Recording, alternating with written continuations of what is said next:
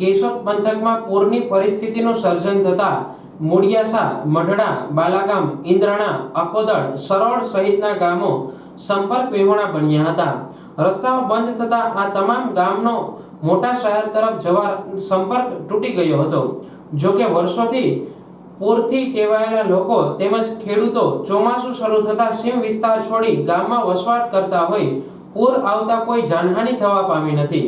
વહીવટી તંત્ર દ્વારા ચોમાસા દરમિયાન કોઈ જાનહાનિ ન થાય, પૂરતી પરિસ્થિતિ વચ્ચે રેસ્ક્યુ કરવું પડે તે માટે એક એનડીઆરએફની ટીમ સ્ટેન્ડ બાય રાખવામાં આવી હતી, જેનું રોકાણ પેથલજી બાપા ચાવડા સમાજે કરવામાં આવ્યું હતું।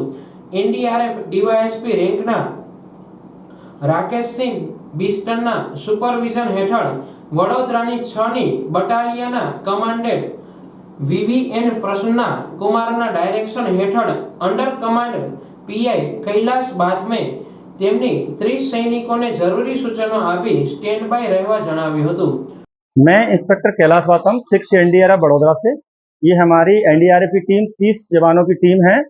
हमें निर्देश मिला था कि जूनागढ़ डिस्ट्रिक्ट में बहुत ज़्यादा बारिश है, तो हमारे बटालियन के कमांडेंट श्री वीवीएन प्रसन्ना कुमार के निर्देशानुसार हमारी टीम यहाँ पर सोमनाथ से जूनागढ़ केशोद में अभी आई है। और हमारी टीम में फ्लड से रिलेटेड रेस्क्यू करने के लिए boat, OBM, deep diver set, life buoy, life jacket, rope rescue का सामान, सीएसएसआर का सामान और एमएफआर का सामान और स्पेशल इक्विपमेंट रहते हैं, जिसमें कि कम्युनिकेशन के लिए क्यूडीए, रेडियो सेट इत्यादि सभी सामान रहते हैं। हमारी टीम बिल्कुल दक्ष है अपने काम करने के लिए। किसी प्रकार का चाहे मैनमेड चाहे नेचुरल डिजास्टर हो, उसमें हम लोगों के रेस्क्यू इवैक्यूएशन के लिए वेल ट्रेन है और हम बढ़िया काम करने के लिए तैयार हैं। ઉપરવાસમાં ભારે વરસાદના કારણે ઉબેણ, ઓઝત અને મધુવંતીમાં પાણીની આવક વધતા સાંભલી ડેમના 6 દરવાજા ખોલતા ગેડ પંથક પાણીથી ઘેરાયું હતું। બામણાસા ગામે ઓઝત નદી ઉપર 2 અને બાલાગામ બોરિયા વિસ્તારમાં 2 પાડા તૂટતા ગામની દક્ષિણ તરફ પાણી ફંટાતા હજારો વીઘામાં પાણી ફરી વળ્યા હતા। જ્યારે બામણાસા અને બાલાગામ વચ્ચે ખેડૂતોએ તેમના સ્વાર્થ ખાતર રસ્તો તોડી નાખી માટીથી પૂરી દેતા આ રસ્તાને પૂરના પાણીએ ધોઈ નાખતા બંને ગામ વચ્ચે અવરજવર અટકી હતી। આ બાબતે પાકા રસ્તાઓ પૂર્વ મંજૂરી વગર તોડી નાખવામાં આવતા રસ્તાઓ બચાવવા મુશ્કેલ હોય છે, તેથી તંત્ર દ્વારા આવા લોકો વિરુદ્ધ કડક પગલાં ભરવા જોઈએ તેવું બંને ગામ લોકોએ જણાવ્યું હતું। એવી જ રીતે બામણાસા ગેડથી વાયા છીપરાડીથી માણાવદર જતા રસ્તા પર પાણી ફરી વળતા રસ્તો બંધ થતા બામણાસા સંપર્ક વિહોણું બન્યું હતું। મારું માણાવદરથી બામણાસા જે રસ્તો પાણીની અંદર ગરકાવ છે સ્થળ ઉપર અહીંયા ઉભ્યો છે, સ્થળની અંદર અત્યારે પાણી 10-10 ફૂટથી આગળ આવેલું છે। આ તમામ રસ્તા જ્યાં ઘેર વિસ્તારના બામણાસા ગામ સંપર્ક વિહોણો બન્યો। અત્યારે કોઈ અનિચ્છનીય ઘટના થાય તો ગામની સુધી નીકળવું પણ અઘરું છે, તમામ પદ છે અને ભગવાનને પ્રાર્થના કરી કે એવું કંઈ ન થાય। પણ આજે પરિસ્થિતિ એવી છે કે પશુના ચારા માટે પણ અવ્યવસ્થા થાય અને ઘરના ફળિયા સુધી કોઈના ઘર સુધી પાણી છે। આ પોઝિશનની અંદર હજારો વીઘા ખેડૂતો પાક નિષ્ફળ જાય એવી 100% ભીતિ છે। ઉપરવાસ અતિ વરસાદને કારણે અમારો આ ઘેર વિસ્તારનો કાયમીનો આ પ્રશ્ન વિલંબતો છે। વર્ષોથી અમારા બાપદાદાના વિસ્તાર એના પેઢીઓ આવી હતું ત્યાં સુધી આ વિસ્તાર આના પૂરની સામે ઝગમતો છે।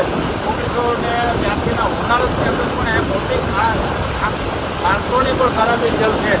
આ પરિસ્થિતિની અંદરથી અમારો ઘેર વિસ્તારનો કોઈ પણ મુશ્કેલે બહાર કાઢવા અમે સરકારશ્રીને રજૂઆત ઘણીવાર અમારા સાંસદ રમેશભાઈ ધરુકે પણ કરેલી છે, હાલ મનસુખભાઈ માંડવીએ પણ એમ થયું છે। તો વહેલા વહેલી તકે ઘેરની અંદર સારા પ્રયત્ન કરી અને આ ખેડૂતો માટે કાયમી માટેનો નિકાલ આવે એવી અમારી અપેક્ષા છે। કોઈ ખેડૂતને નુકસાન ન થાય અને અપેક્ષા આવે, આનો સપોર્ટ અંક આવે એવી અમારી કાયમી માટેની રજૂઆત છે। આ રજૂઆતમાં વહેલામાં વહેલી તકે ધ્યાનમાં લઈ અને આ પ્રશ્નનો કાયમી માટે નિકાલ થાય એવી અપેક્ષા રાખી। કેશોદના પંચાળા ગામે ઘેડ પંથકની હાલત શું છે તેના દ્રશ્યો અમારા રિપોર્ટર દ્વારા કેમેરામાં કેદ કરવામાં આવ્યા છે। આ સમસ્યા હલ થાય, ખેડૂતો ચોમાસાનો પાક લઈ શકે તે માટે સરકારી તંત્ર સજ્જ બને અને નાના મોટા પાડાઓ દૂર કરે વોકડાઓને ખુલ્લા કરે, નદીઓ ઊંડી અને પહોળી કરે, પાણીના જૂના માર્ગો ઉપર થયેલી પેશકદમી દૂર કરી ઝડપથી પાણી નિકાલનો થાય તે માટે સ્પેશિયલ યોજના અમલી બનાવાય તેવી વર્ષોથી માંગ કરવામાં આવી રહી છે, જેમાં તંત્ર ડિઝાસ્ટર એક્ટ હેઠળ પાણીના માર્ગ ખુલ્લા કરાવવામાં આવે અને પેશકદમી દૂર કરાય. આ કામગીરી રેગ્યુલર બનાવવા પ્રી મોન્સૂન કામગીરી કરવામાં આવે તે જરૂરી છે. અત્યારે અહીંયા પંચાળા ગામથી બાલાગામ તરફ જતા રસ્તા ઉપર અહીંયા સ્થળ વિઝિટ માટે અહીંયા આવ્યા છીએ. અત્યારે રસ્તા ઉપરથી પાણી જઈ રહ્યું છે એટલે આ રસ્તો અત્યારે બ્લોક થયેલો છે. અત્યારે વાત કરવામાં આવે તો આ ઘેડ વિસ્તારની અંદર, ઘેડ પંથકની અંદર ઉપરવાસમાં અંદાજે 100 કિલોમીટરના વિસ્તારમાંથી જે ઓજત નદીની અંદર જે પાણી આવે છે એ ઓજત નદીનું પાણી આ 4 થી 5 કિલોમીટરના વિસ્તારની અંદર આવે છે અને એના કારણે અહીંયા ટ્રેડિશનલી દર વર્ષે પાણીનો ખૂબ અહીંયા ભરાવો પણ જોવા મળે છે. અને ઘણા બધા જે રસ્તાઓ છે જેમ કે બાલાગામ, બામણાસા, મુડિયાસા, સરોળ, અખોદળ, ઇન્દ્રાણા, મઢડા, આવા બધા જે રસ્તાઓ આવેલા છે એ માર્ગો ઉપર પણ પાણી ફરી વળતા હોય એટલે ત્યાં પણ વાહન વ્યવહાર અત્યારે શક્ય બની શકતો ન હોય અને આ રસ્તાઓ પણ બંધ થઈ જતા હોય છે. ગઈકાલે રાત્રે લગભગ અંદાજે 10-11 વાગ્યાથી વરસાદ બંધ થઈ ગયો છે એટલે અત્યારે પરિસ્થિતિ ધીમે ધીમે થાળે પડી રહી છે અને પાણી છે એ આ બધું નીકળી જાય એટલે અહીંયા વોટર લોગિંગનો પ્રશ્ન પૂરો થઈ જાય છે. આ જે ભરાયેલું પાણી છે એ અહીંયાથી નાની નાની જે આપણે કહેવાય એવી કેનાલો, ગટરો એની અંદરથી પસાર થતી પાણી બધું નીકળતું હોય છે. પણ ક્યારેક એવું બને છે કે ખેડૂતો દ્વારા જે પેશકદમી કરવામાં આવે છે અને આવી ગાડીઓ જ્યારે બંધ કરવામાં આવે છે એના કારણે આ વોટર લોગિંગ થતું હોય છે. તંત્ર છે એ સતત આવી પેશકદમીઓને દૂર કરાવતું રહેતું હોય છે. એટલે અને આ બાજુના ટ્રેડિશનલી લોકો પણ આ પરિસ્થિતિ દર વર્ષે સર્જાતી હોય છે એટલે એ લોકો પણ ઊંચાણવાળા જગ્યાએ પોતાની રીતે સલામત રીતે જતા રહેતા હોય છે. એટલે તંત્ર દ્વારા હજી સુધી કોઈ સ્થળાંતરની કામગીરી પણ કરવાની ફરજ નથી પડી અને આપણે ત્યાં અત્યારે એનડીઆરએફની ટીમ પણ સ્ટેન્ડ બાય રહેલી છે. કોઈ પણ જગ્યાએ રેસ્ક્યુ કરવાની પણ હજી સુધી પરિસ્થિતિ ઊભી નથી થઈ. આમ છતાં કોઈ પણ આવી પરિસ્થિતિ હોય તો એનડીઆરએફની ટીમ અને સમગ્ર વહીવટીતંત્ર છે એ આ સમગ્ર કામગીરી કરવા માટે સજગ છે.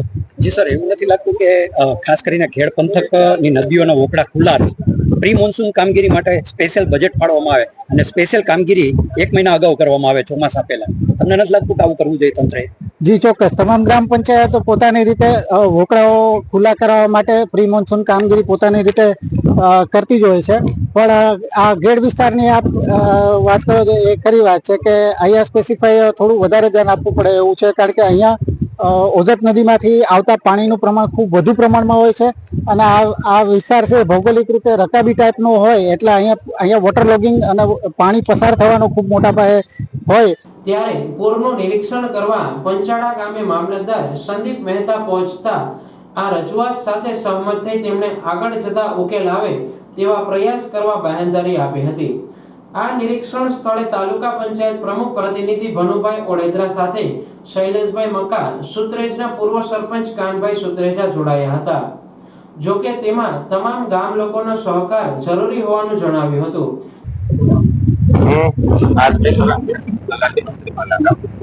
છેલ્લા 2 દિવસથી ઉપરવાસમાં ભારે વરસાદના હિસાબે ઓજત નદી તેમજ મધુવંતી નદીની અંદર ભારે પૂરના હિસાબે આજે આપણે જે સ્થળ ઉપર છે બાલાગામ જતા રસ્તે, જે અમારે બાલાગામ જવા માટે જે કેશોદ થઈને પંચાળા વાયા થઈને નીકળે છે ધોરી નસ સમાન રસ્તો છે જે તમામ ખેડ વિસ્તારના ગામોને જોડે છે.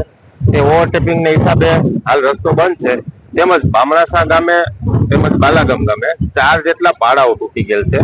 જે પાડાના હિસાબે મોટાભાગનું પાણી બામણાસા ગામની અંદર અને બાલાગામ વિસ્તારમાં પડી ગયું છે. તેના હિસાબે બામણાસાથી બાલાગામ જતો જે રસ્તો છે તે પણ તૂટી ગયેલ છે અને હાલ સરકાર તરફથી અમે મોજૂદ છે. આપણે ડિઝાસ્ટરના જે કંટ્રોલ રૂમના નંબર પણ આપેલા છે.